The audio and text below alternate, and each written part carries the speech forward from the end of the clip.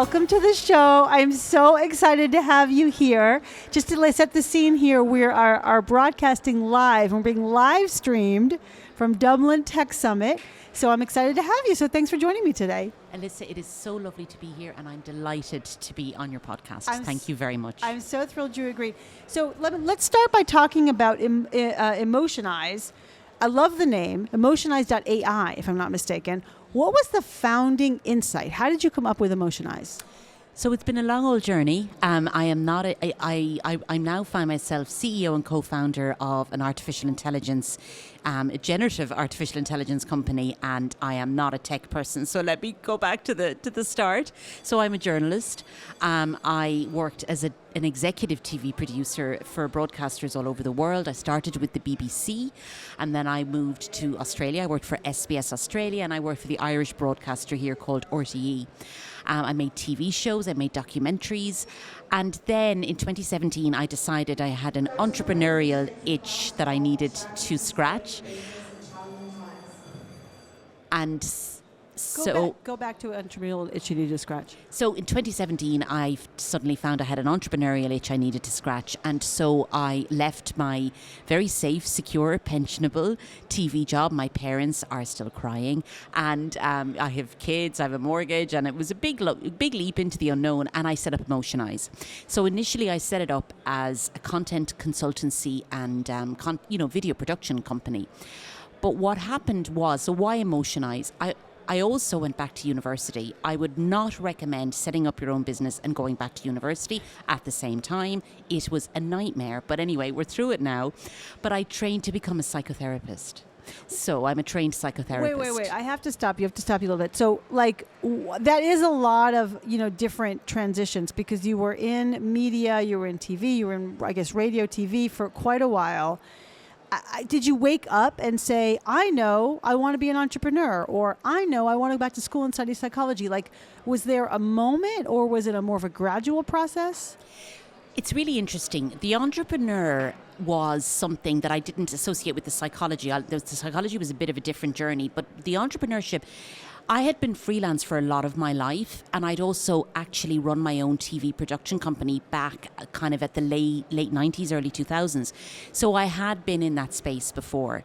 Then I had got this safe, permanent, pensionable job. And you know what? It came at a really good time in my life when I was settling down and buying a house and having children. And they were a very good employer. They offered good maternity leave. And it was a good time.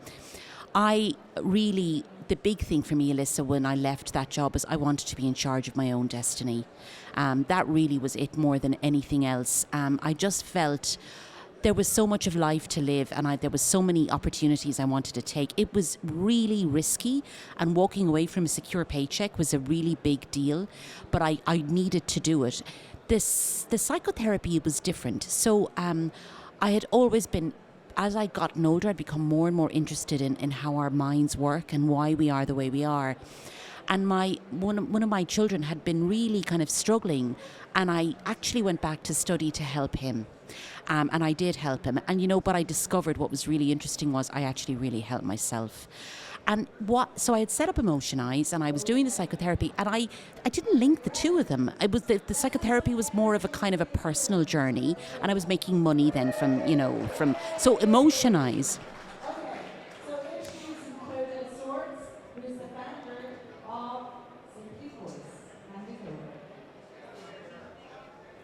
So why did I call my company Emotionise?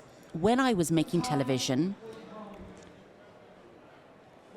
I think we're going to have to keep going. I think we're going to have to keep going, yeah. I think we're going to have to keep going. From me to you, if this does not come out well because of this noise, we're going to redo this. Okay, remotely. Okay, no, but go ahead. We'll go for it. So when I was making television, I had always found the emotional hook in the story. And I couldn't get over the power of that for audiences, for large audiences. It attracted far more audiences. And I realized the power of emotion. That's why I call my company Emotionise. So there I was, making emotional content and studying psychotherapy. And suddenly I realized how actually, complementary they were. Because the psychotherapy, I was getting into the neuroscience of why why we connect emotionally and how powerful it is, and how our emotions are the barometers for the way we navigate the world. And you know what? All of the research I've done and the learning I've learned, our emotions are pivotal to who we are. Yeah. We are not thinking machines who feel, we are feeling machines who think. And the more I looked into this in the B2B space, it's huge because everything's about relationship. Totally. Also, that's how your message gets across. So I'm gonna circle back on that. But before I do, we haven't really addressed what Emotionise does. What do you do? Okay, so I'm kind of I'm telling you a very roundabout, circuitous way of getting here. So in terms of what we do right now, I now found myself in charge of a generative AI company. What we do is we are a generative AI company, so we are using the technology that the whole world is talking about right now. We've been working with it for nearly 3 years, so we were ahead of the curve. We've been working with it well before ChatGPT exploded into our lives. What we do is we inspire trust, connection, and greater productivity by empowering users to always communicate with emotional intelligence. We put the EI into AI. Love it. I love it. So we put the emotional intelligence into artificial So intelligence. what's a use case? How do I interact with it? How would it show up? So we're making AI employee engagement tools and customer service tools. So let me give you an example of an employee engagement tool. Every time you create any form of content or communication, it could be an email, it could be, preparing for a conversation, it could be preparing for a meeting. You simply put the parameters. First of all, if you're writing an email, it will come in and it'll look at each sentence and give you almost like an emotional audit on how that sentence is going to land with your audience.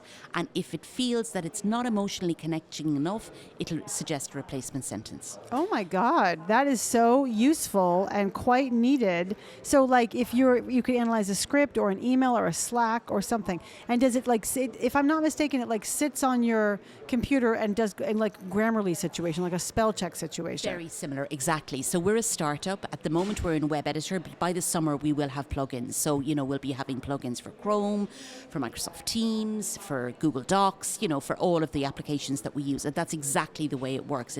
It's kind of what we call it is a cognitive collaborator. It's an AI co-pilot that's sitting there just making sure before you send this, how's it going to land, and make sure that you are always connecting emotionally with your desired outcome. Yeah, I love everything about it. I especially want to note that like all my clients are struggling in a remote culture, in a hybrid culture.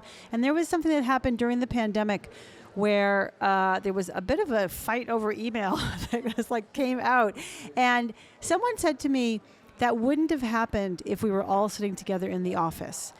And I was sympathetic, but also we were not all sitting together in the office. So we have to learn the right ways to communicate when we're not sitting together in the office. So what you're saying is you're really giving a massive step up to the experience of email back and forth, which is how we're email, Slack, whatever, which is how we're connecting with each other. So I really love it.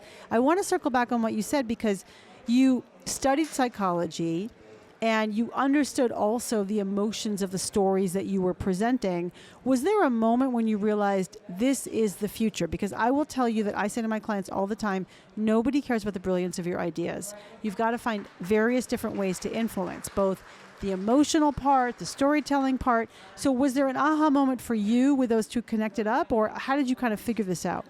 So what happened was I had seen the complementary element of my psychotherapy training and my storytelling, and I had devised a process that I called the Emotionise process, and it's where you target the concerns, desires and emotions of your target audience and you write to them.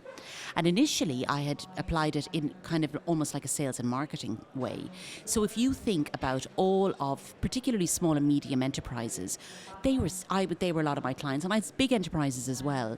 They were spending $5,000 a month on Google ads and Facebook ads, and their content was shocking, and because they were writing it themselves. So I had taken about 200 people through this process, and always think about what do your audience care about? What are they worried about? What is their problem? How are you going to fix it? And, this was all going very well and it was quite successful, and I was a consultant and I was earning a living. And then, of course, what happened? The pandemic happened. But I had started a female entrepreneur program called Going for Growth here in Ireland. It's an excellent program. And a woman had stood up at a conference just before the pandemic, and she described how she had digitized the sales training process, which I found fascinating. And she said, before now, before my software, everybody would go to hotels and do sales training programs, and they all had a great time because they all had too much to drink and maybe slept with the wrong person and they had a ball, right? So true. That is sales training. And so she devised this software. You could do it remotely, and nobody wanted it because it was like, sorry, I love my jollies. I'm not going to do that. Why would I do that? Exactly. I'm having great fun here. I don't need to be doing that. Right. And then what happened? The financial crash happened back in the, in around 2008. And suddenly budgets were slashed, travel budgets were slashed, and her software came into its own. And it's funny, I met this woman actually yesterday again at here at Dublin Tech Summit, and she's been a really good mentor to me. And Alisa, a light went off in my head, and I thought, what if I could digitize my process? What if I could, this is about scale. I'm an entrepreneur. I could have carried on as a consultant, one-to-one, and it would have been interesting. But I wouldn't have built a business the way I'm building it now. And you know what's fascinating? The month I decided to do it was June of 2020. That was the month that GPT-3 was launched. What is GPT-3?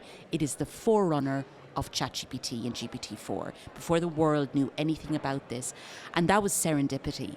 I could not have built what I've built without these large language models. I would have needed hundreds and hundreds of thousands of dollars and massive computing power. But my idea and GPT-3 came along in the same month. At the same time. That's amazing. So I'm curious about so much of what you've just said, but I think I want to start with, you were, you had your career and you had a normal career track, right? You were kind of doing your thing. And as you said, you had a steady, secure paycheck, but also you were growing the way a normal person would grow up the career ladder. So now that you've done all these twists and turns, right? Both going back to school and then also starting your company, are there insights that you took from your career journey kind of prior to this and now are applying into your entrepreneurial experience? Yeah, most certainly. I was quite senior in television.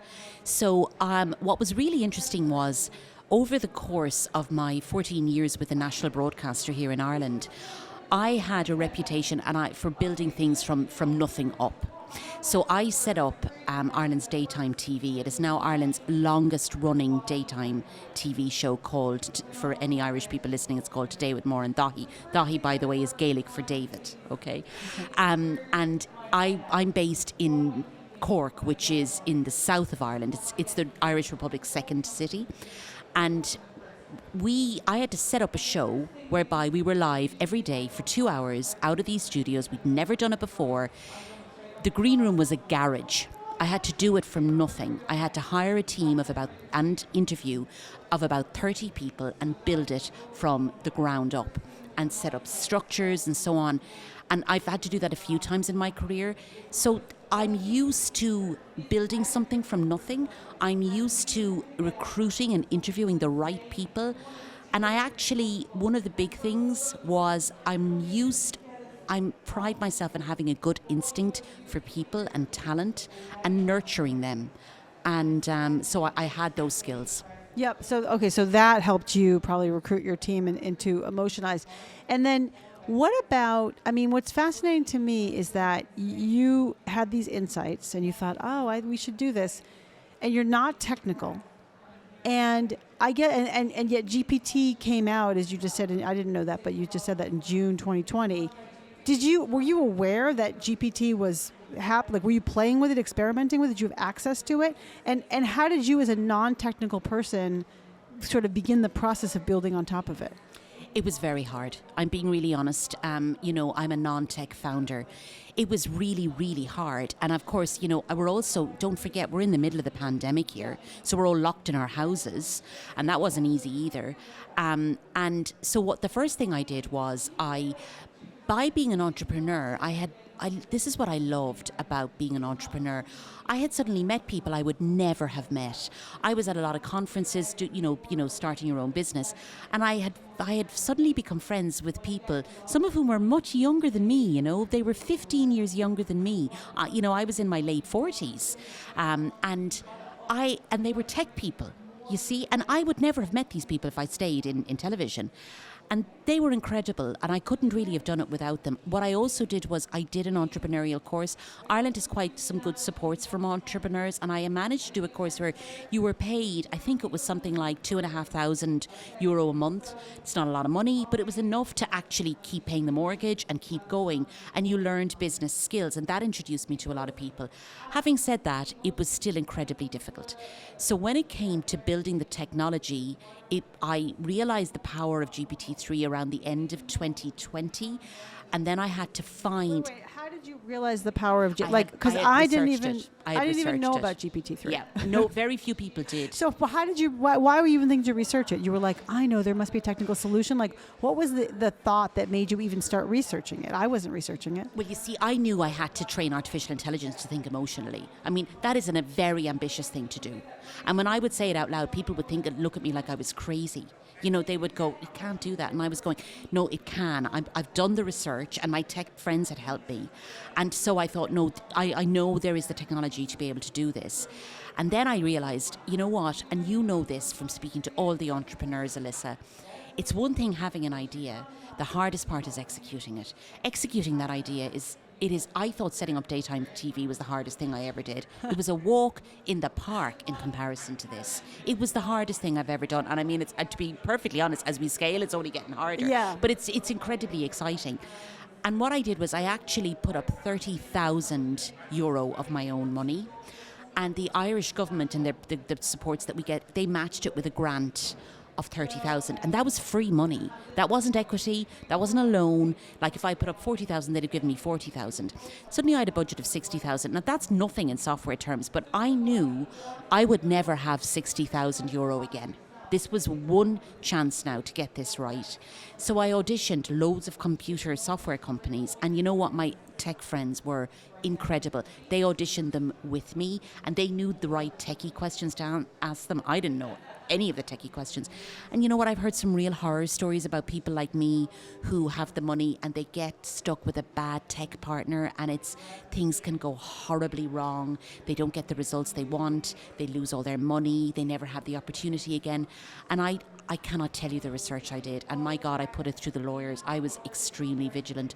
And I got it right. And I built a minimum viable product. And it worked, and we did it. Amazing. So you hired like a firm to help you, you were design with them and tell them what you wanted, and that they would build that. And I just want to point out also that you did what I always advise all my founders to do, which is get the experts in the field to help you interview, right? You've never seen a marketing person before. You've never seen an HR person before. Obviously, if you're not technical, you've never seen a technical person before. So it's really important to have people around you to, as you say, audition them with you. Have you always been like a relationship person? Because why did you even have techie friends? I'm so curious how you even came up with the insight that you needed to have other people interview them. Yeah, you know what? Television is a great training for this, in the sense that television is very much a team effort. I'm used to, the last TV show I made before I left TV, because actually when I left my job, I ended up getting sucked back into TV, and I made a science show for children, which was actually a really lovely experience. And in the course of building that show, I have to talk to set designers. I don't know about set design. I have to talk to lighting people. I don't know about lighting. I had to commission and build a puppet. Right, I don't know anything about puppets, right? So my husband, who's a great guy and is actually really, I wouldn't be here without him. He picks up all the slack at home to allow me to keep building these crazy dreams.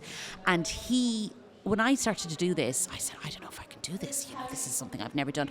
And he said, you built a puppet. You built a puppet. That should be tattooed on your arm. No, you built a puppet. He said, you have a problem. You go and find the people who will help you, and you will get them to do it. So all my life through television, I've been doing that. So it wasn't a massive leap to be able. Now, this was a big leap, to be honest, because the tech stuff is hard. Yeah. It really is, when you don't know. It's confusing. But you're right about relationship, Alisa, and it's why my company's called Emotionise. And it's why I'm building what I'm building. Everything is based on relationship. And I mean everything. And when you create good relationships, I'm really proud to have nurtured a lot of women in television. And even when I went back to them for anything, I had created relationships with these people and men. And a lot of it is loyalty and authenticity. They would have run a marathon for me, and that's what it's all about, is creating the people around you who trust you and will go with you. Yeah, so true. So very true and important for everybody to understand. Now, when you said hardest thing you've ever done, besides just, first of all, putting up 30,000 euros of your own money, that's a lot of money. That's hard. And leaving your steady job, that's hard. And then interviewing and finding the right tech partners, that's hard. What else was hard? And was there kind of a low point ever when you thought, I'm not going to be able to do this? Oh, so many low points, I cannot tell you. I still have them regularly. So the first low point was, I was so naive when I look back. I found this computer software development company, outsourced the build. And, I thought, well, that's great now. Sure, they'll go off and they'll build it. And I needed to keep earning money. I just given away 30,000 and I had to, I had to pay the bills. And it was so funny, even when I left the broadcaster, so many of my colleagues said, we'd love to go, but, we have a mortgage. I was going, I have a mortgage. I'm not retiring. I'm not going away to lie at a beach somewhere. I'm going away to do something else.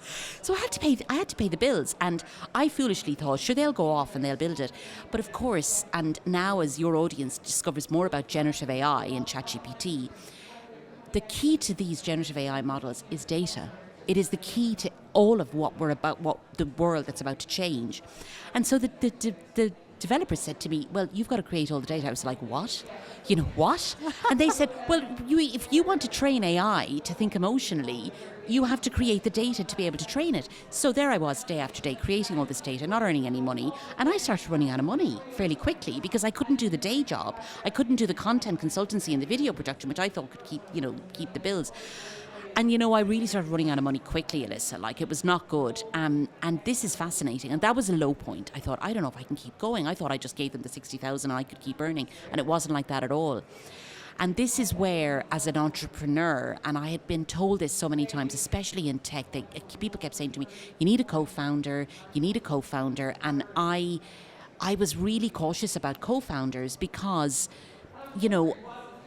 it's actually nearly more awkward than a marriage. A marriage, you can divorce someone and move on. This could be really messy, and I'm so about relationship and I'm so about instinct and I'm so about trust. I was like, I didn't want to just go around speed dating trying to find a co-founder. It could have gone disastrously wrong, You can't just kind of walk into a bar and find someone. You're building a business. This is your dream. So what I found really interesting, and I would give this advice to every entrepreneur, sometimes when you ask for advice, very interesting things come your way. So my husband's best friend and a really close friend of mine for 20 years, he was best man at our wedding. He is a tech founder. He's based in London. He's from Ireland as well. Very successful. He's an angel investor. He'd had a successful exit and he was just looking, for business opportunities. So I thought, I'm going to ring him because I don't know what to do about this money thing. And I spoke to him. At the time, I was actually going to raid my pension, Alisa. I'd already put up 30,000 and I needed money to live, and I was actually going to go off and raid my pension to keep going because I was so determined to see it through. And I was talking to him and I showed him what I was trying to build. At this stage, we had no proof of concept. We were still living in dreamland. We were still going, no, I think we can do this. The developers were brilliant, I have to say. They believed they could do it. They loved the data I was creating. That was key to everything. And I showed him what I was doing and he said, this is amazing. I really like the sound of this. And I said, all right. And then I told, he went away on holidays. And when he was on holidays, he sent me a text and he said, don't touch your pension. I'll talk to you when I get back. And he invested. Wow. Yeah. Amazing. Yeah, he did. And he's my co-founder now. And I was going to say, It sounds like you were leading up to him being a co-founder. Wow. That is quite a story. In my book, From Startup to Grown Up, I have this thing called the co-founder prenup.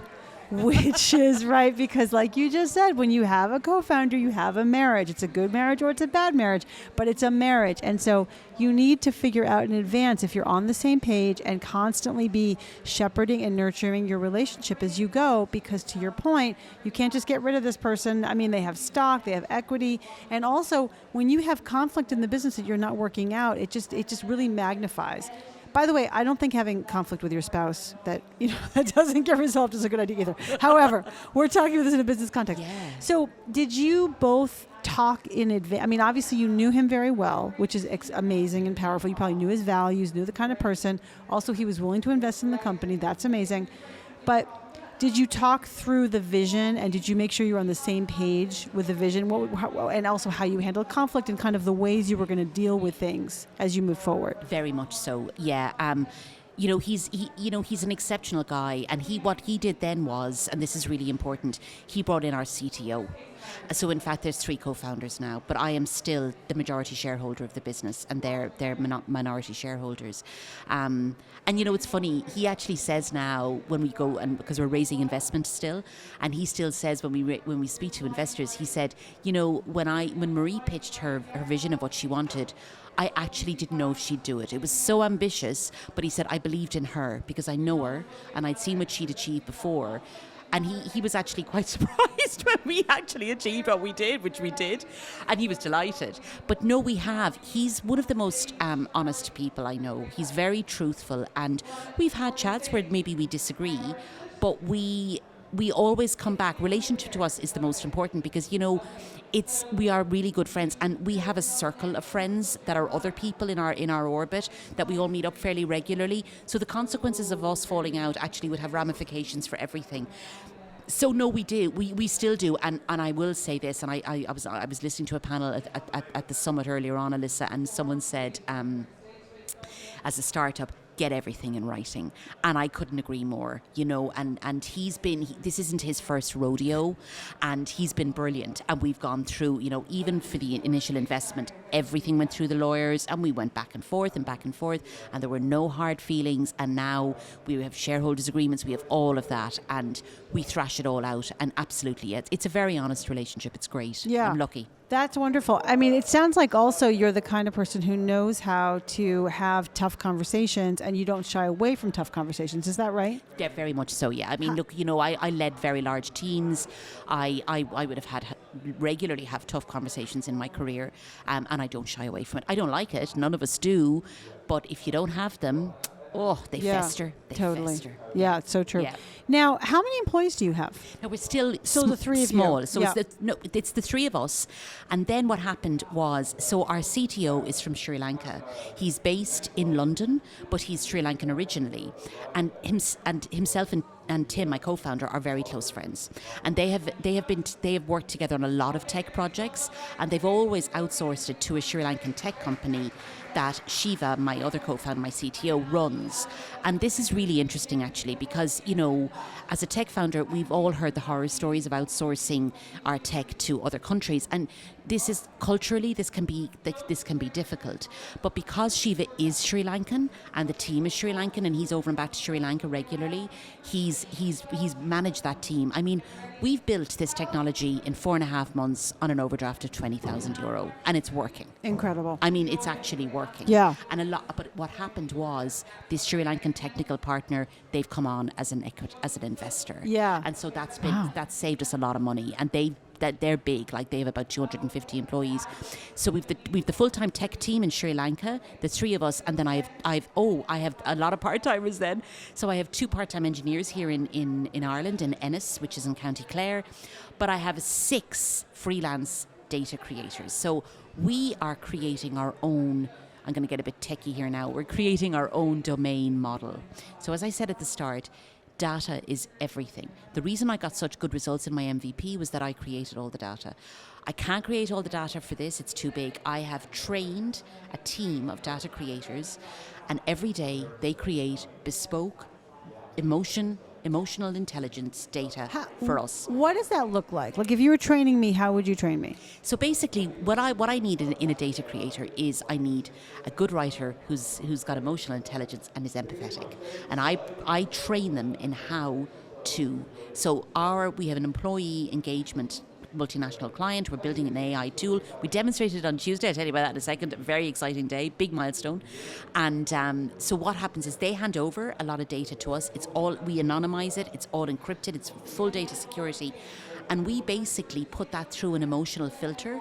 And when it goes through the filter, that data belongs to us because it's been emotionized, and that's then used to train our artificial intelligence. Oh, I see. But you're doing this, you're training people to do this. So I'm still trying to figure out, what is my role in this? Like, if I'm the empathetic human being and I'm a good writer, what would I then do? How would you train me to do that? Because it seems so subjective. It is very subjective. It is very subjective, actually. It is. And that's the thing about feelings. As a psychotherapist, I'm always saying when I was working with clients, you are not your feelings. Your feelings are your feelings. And that's why, actually, we're getting such traction. Because if, ChatGPT is extraordinary. These large language models, you've got, Google's Bard, you've got, Llama from Meta, all of that. They are extraordinary. I mean, everyone out there should be trying them. But as you know at the moment, Alisa, and this will change and they will get better, they're getting things wrong, and that's one of the big kind of complaints about ChatGPT. And it is fascinating because sometimes it doubles down on that and it presents it as a fact when in fact it may be wrong. But because we're working with feelings, they're subjective. So when we recommend that maybe that sentence might be a bit harsh or you should do this, it is entirely up to the user to decide. It's very nuanced. It's extremely nuanced. And what I'm finding with the data creators is the nuance is really important. They can all emotionize the same data, but there might be little inflections and differences, and that's actually fantastic for the model. That's really, really good for the model. So we basically create all our own data. That belongs to us, and that is our moat. But we create bespoke data. So for our multinational client, we're training that data set in their values. So those values that were once passive are now active. The AI is reminding you of your company's values when you're writing or preparing for conversations. Wow, that is that's groundbreaking and amazing, actually. Marie, I can't even imagine you left your steady job and then you became a tech founder and, oh, by the way, then you started a psychology degree. It feels like you just, figure out you can do things. Have you ever experienced imposter syndrome or severe self-doubt? And if so, what's that like? Oh, I have. I actually, to be honest, Alisa, I kind of feel it every week, really. I really do, honestly. And, I think as a woman, I really feel it. And we're raising money now. And one of the things people asked me once recently what regret I had. Look, you're very aware, you're in the entrepreneurial space. Raising money at the moment is particularly difficult. We're in a very weird environment, and especially here in Europe, because there is a war in Europe now as well, the most serious war since the Second World War in Europe. There's a cost of living crisis. There's an inflation crisis. There's rising interest rates. In America, you've seen banks go bust. Yes. VC funding has fallen off a cliff. I think it dropped by 50%. And, we started raising about 10 months ago. We've raised a certain amount of money. We need more. We would have had it all raised a few years ago before all of this. And so, that's really hard. But I'm kind of annoyed at myself that we saw this technology before anybody else. We've been working with it for a couple of years. We're ahead. We have our own data. We have a proprietary moat. By the way, I just need to tell you this. We're creating our own domain model and we've called it Emer. So Emer is an Irish girl's name. It's an ancient Celtic girl's name. So in our Irish mythology, we have a warrior called Cuchulainn, and Emer was his wife. So why did we call it Emer? So Emer is spelt EIMEAR in Irish, in the Irish language, and EIM stands for Emotionally Intelligent Model.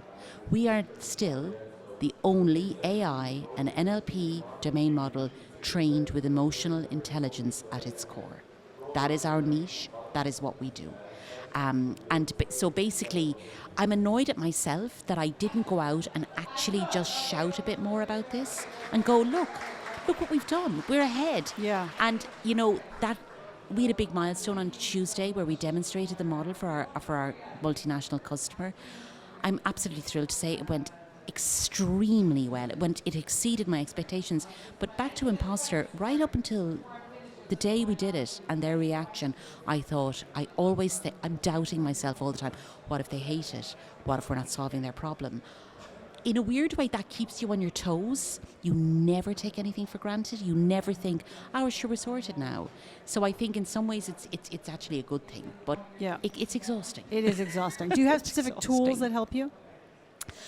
I don't have enough, being honest. I'm surrounding myself. I met a really great woman here today. I think women really need to honestly, to quote Sheryl Sandberg, leaning into each other to support each other. Can be a very lonely space. I'm still sitting in my converted bedroom. My team is all over the world. So I think I have a therapist. I sound like maybe a New Yorker now. That is true. We all have a therapist. I love therapy. When I studied psychotherapy, to become a psychotherapist, you have to have a therapist. I will never not have a therapist, to be honest with you. Great. It is the best thing that ever happened to me. I see her every 6 weeks, and wow, she's vital. I exercise a lot. I meditate. I really mind my mental health. It's the only way I can keep going, frankly. And what I'm trying to do is when I take time off, I take time off. Now that's harder said than done. Stuff will float around your head. You wake up in the middle of the night. I try and protect my sleep. That can be hard. Sleep for me is everything. But I could do with a bit more support, being honest. Yeah, I could. I totally get that. Marie, 2 more questions just before we part ways here. What do you wish you had known earlier on your journey? Oh, that's a really good one. I wish I had been, like I said, I wish I'd been more confident, and I wish I'd gone out and got the money earlier. And I wish I'd shown a bit more faith in my ability to pull this off. I really doubted myself. And, I should have gone back to what my husband kept saying, you built a puppet. You built a puppet. And I should have kind of really lent into it a little bit more. And I watch men do this. I think they're much better at this still, unfortunately. I hate saying that, but I wish I'd been a bit more confident about myself. And I wish I'd sought out my co-founder earlier. Good. Well, that's really helpful advice for everybody. Well, speaking of that, what advice do you have for other founders as they embark on their journeys to grow into leaders? Authenticity. It's your secret weapon. Don't be afraid to be honest. You've got to lead people, you've got to inspire them, but you've got to be really authentic in that and really be honest. Don't try and pull the wool over anyone's eyes, either customers or investors, and certainly not your team. Always have, I used to deal a lot in live everything, live television, live this. So I know what it's like to put yourself out there. And that little feeling of trepidation and that little feeling, that's actually quite good. When you're overconfident, sometimes it's a little bit too, sure, we can do this. That keeps you on your toes. But I actually think honesty and authenticity people will follow you when you demonstrate those qualities. Amazing, beautiful. Marie, thank you so much for joining me live here at Dublin Tech Summit. It was such a pleasure to talk to you. I really appreciate it. Alisa, it was my absolute pleasure.